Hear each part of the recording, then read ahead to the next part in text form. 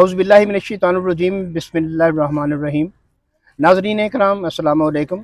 वफाकी दारुल हुकूमत इस्लामाबाद से मैं हूँ एम याकूब अलवी और मेरे साथ सीनियर एंकर पर्सन मेज़बान मेहमान मलिक मोहम्मद नवाज़ सोकी साहब मौजूद हैं। नाज़रीन कराम, मलिक मोहम्मद नवाज़ सोकी इन्वेस्टिगेटिव जर्नलिस्ट हैं और किसी तारुफ के मोहताज नहीं है। नाज़रीन कराम, हमारी इतलात के मुताबिक चंद माह पहले सोकी साहब के इन्वेस्टिगेशन में एक स्कैंडल आया जिसका ताल्लुक लोक विरसा के साथ मुंसलिक था। सोकी साहब इन्वेस्टिगेशंस के लिए जब लोक विरसा में हाजिर हुए, अथॉरिटी से रब्ता किया, तो अथॉरिटी ने स्कैंडल की वजाहत पेश करने के लिए की बजाय टाल मटोल से काम लिया। सोकी साहब को बहुत तशवीश हुई।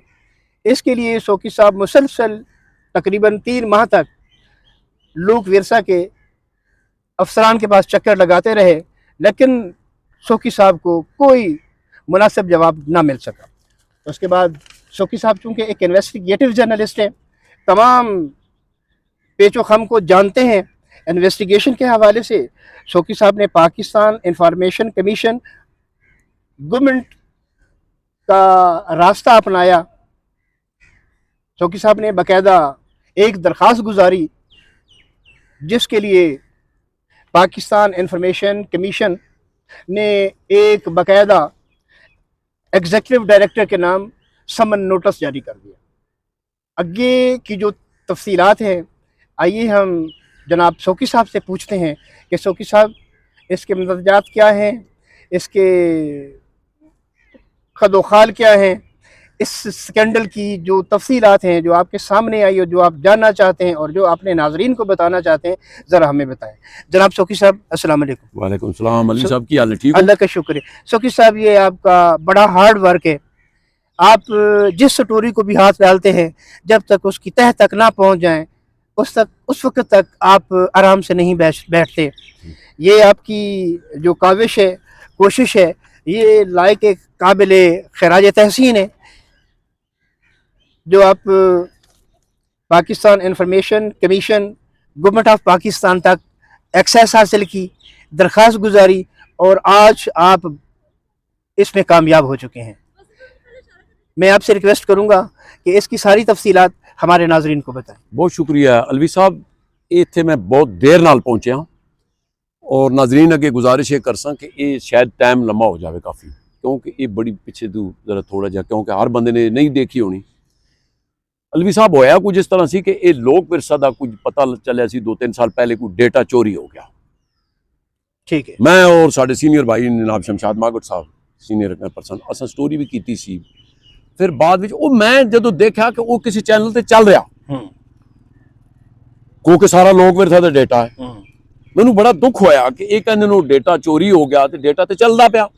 अच्छा, क्योंकि मैं आर्टिस्ट भी हूं, मुझे आर्टिस्ट लोगों का भी पता है और इन चीज के साथ आपके प्रोग्राम सोकी साहब हम देखते रहते हैं। आप आरफान मौला हैं, आप कमाल इंसान हैं। यह तो आपकी मोहब्बत है। खैर, मैं फिर इनके पास गया हूँ, अनवारुल हक साहब हैं डायरेक्टर साहब। मैंने उनसे पूछा जी कि आपका डेटा, कहते हैं वो बहुत पुराना हो गया है। मैंने सर पुराना कैसे हो गया, वो उसकी कोई FIR हुई है, कौन ले गया है? कहते हमें नहीं पता, हुई ना अनवर साहब को पता है। वो पर मुकनी गाणी हो, मैं पिछले प्रोग्राम में बहुत दसिया। मैं इन्होंने को पूछता रहा 2-2.5 महीने मैंने उन्हें ट्रक की बत्ती पिछे लाई रखा, कल बताएंगे परसों बताएंगे, अक्सी मुफ्ती साहब को पता है, वो इन्होंने नहीं बताया। फिर मैंने एक खत लिखा है जो कि ED लोक विरसा को और उसके बाद जनाब मिनिस्टर इतलात नशरियात नूं ये खत लिखे और मैं उहदे कुछ सवालात कीते कि जनाब इन्हां चीज़ां दा मैनूं दसो, अगर डेटा चोरी होया FIR क्यों नहीं हुई, अगर FIR हुई तो उहदा की बनया, और उस तो अलावा कि अगर डेटा मतलब किसी चैनल ते चल रहा तो तुसां क्यों नहीं पूछा? ठीक है। या तुसां कोई उसदे कोल एग्रीमेंट कीता, या उहदे कोल कोई मतलब अगर एग्रीमेंट कीता तो उहदा इदारे नूं कितने पैसे आए? आपका मतलब है कि आपने डाटा खुद पार्टी को ट्रांसफर किया है। चोरी हो गया है तो कैसे चोरी हो गया है? चोरी हो गया, आपने FIR नहीं करवाई, ये सारा मामला क्या है? अच्छा, उसमें इन्होंने बस वही कुछ भी नहीं, वो अब बहुत पुराना हो गया। फिर मैंने जब खत लिखा है मिनिस्टर इतलात को, फिर ईडी लोक विरसा को, इन्होंने कोई जवाब नहीं दिया। फिर मैंने ये जो है ना मतलब इंफॉर्मेशन मिनिस्ट्री को मैंने दरख्वास्त दी है, और ये दरख्वास्त ये पहला लेटर नहीं है उनको, ये इस दफा दूसरा लेटर है। अच्छा, पहले उनकी जो डेट थी वो 27 पिछले महीने की 27 थी, ये नहीं पेश हुए। अब ये दूसरा लेटर मतलब अब इनको 11 को है ना, इसमें डेट क्या है? ये तकरीबन 12/2024 को है जी। 12/2024 को नहीं, 12 नहीं डेट महीना कौन सा है? ये नवंबर 12 है जी। नवंबर, हाँ नवंबर। अब देखिए क्या होता है, हमें तो सजदा करने से गर्ज है, देखें ये मुल्क है तो हम हैं। आपको मैं ये बताऊं कि मुझे इतना दुख हुआ है इस इदारे पे आके, ये हमारे पूरे पाकिस्तान की इक्कासी करता था, कैसे? कल्चर वाइज, टोपी वाइज, शूज वाइज, मतलब मौसीकी वाइज, जबान वाइज, लेकिन और इनकी कोई मेहरबानी नहीं थी।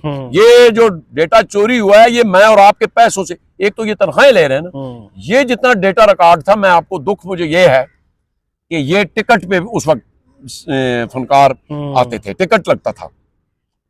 ये 77-78 के बाद या 80 के दौर में बाकायदा ये अखबार में इश्तिहार देते थे कि जी फलाने दिन लोक विरसा में फलाने फनकार का शो हो रहा है, टिकट के लिए सुपरमार्केट फलानी शॉप है, ठीक है, उधर से हम टिकट हफ्ता 10 दिन पहले खरीदते थे, फिर आते थे। ये अवाम के फंड से था, और इन्होंने ऊपर बैठ के जनाब इन्होंने डेटा ही भेज दिया। और फिर दूसरी बात ये है, मेरा इनसे दुख ये हुआ है कि ये डेटा जो है वो 2014 से चल रहा है।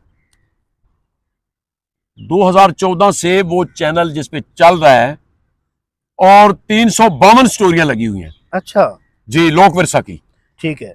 और उसके 2 लाख इस वक्त पता नहीं कितने सब्सक्राइबर हैं, और एक एक स्टोरी यकूब साहब एक स्टोरी 35-35 लाख तक गई हुई है। अच्छा, और इन्होंने उनसे पूछा ही नहीं है।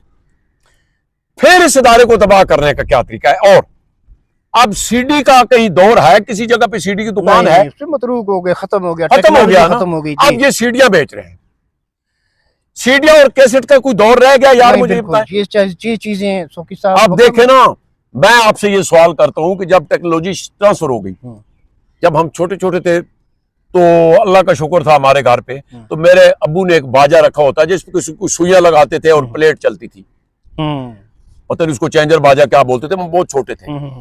उसके बाद फिर रेडियो आ गया, रेडियो के बाद फिर कैसेट आया, ठीक है, कैसेट के बाद फिर सीडी आ गया, सीडी आ गया, ठीक है, सीडी के बाद यूएसपी आ गया, यूएसपी के बाद फिर मेमोरी कार्ड आ गया। अब मेमोरी कार्ड भी नहीं रहा, अब यूट्यूब पे चला गया, फेसबुक पे चला गया। तो मजे की बात यह है कि इन्होंने आज तक चैनल ही नहीं बनाया। शौकी साहब आपका बहुत शुक्रिया। नहीं, उसमें यह है एक और बात ऐड करनी है। अब जो सीडी बेच रहे हैं, मैं इनसे ये पूछता हूं कि ये पैसा किसके खाते में जा रहा है? 60-70 हजार से ऊपर है वो बंदा तनख्वाह ले रहा है, सीडी बेचने वाला तनख्वाह ले रहा है। सीडी की कीमत कितनी वसूल की जा रही है? मेरे ख्याल में, अब मैंने पूछा था पिछले प्रोग्राम में, रेट किया था, पता नहीं कितने की दे रहे हैं। अब 80 रुपए की सीडी बेच, अब 80 रुपए किसी दौर में नहीं बिकी सीडी यार, 25-30 रुपए ही बिकती थी ना डीवीडी भी, अब तो बिकती नहीं। अच्छा सुने, अब देखें कि वो बंदा बैठा हुआ है, 60 हजार उसकी तनख्वाह लगा लें और 40 हजार रुपया शॉप का किराया लगा लें, 1 लाख रुपया जाता है। 1 लाख रुपया बन गया, साल के कितने बन गए? 12 लाख रुपया। 12 लाख 10 साल के लगाओ, 1 करोड़ 12,120, ये तो एक बहुत बड़ी अमाउंट बनती है। 1 करोड़ गालबन 20 लाख जितना भी बनता है। तो ये इदारा चल रहा है जी, एसी वाले कमरों में बैठे हुए हैं। मैं आपसे ये गुजारिश करूं कि यकूब अलवी साहब, ये मैं जब तक जिंदा हूं इंशाल्लाह जहां तक भी करप्शन होगी मैं जरूर पीछा करूंगा। शौकी साहब आपका बहुत शुक्रिया, आपने बड़ी कीन ऑब्जर्वेशन के साथ, कीन इन्वेस्टिगेशन के साथ इस मामले को देख रहे हैं। आप की इस कोशिश पर, इस काविश पर, इस हार्ड वर्क के ऊपर मैं आपको खराज तहसीन पेश करता हूँ। नाज़रीन किराम, आप शौकी साहब की तफसीली बातचीत सुन रहे थे। ये सिर्फ एक पहलू है जिसके ऊपर शौकी साहब रोशनी डाल रहे थे। आपको मैंने पहले ही इंट्रो में बताया कि शौकी साहब जब तक किसी स्टोरी का एंड नहीं आ जाता उस वक्त रुकते नहीं हैं। शौकी साहब रुकने वाले नहीं हैं, शौकी साहब अपना काम कर रहे हैं। हम इंशाल्लाह फॉलो अप स्टोरी में इस स्कैंडल की तमाम तफसीलात आप तक पेश करेंगे। जब तक के लिए अपने मेज़बान और अपने मेहमान को इजाज़त दीजिए। अल्लाह हाफ़िज़।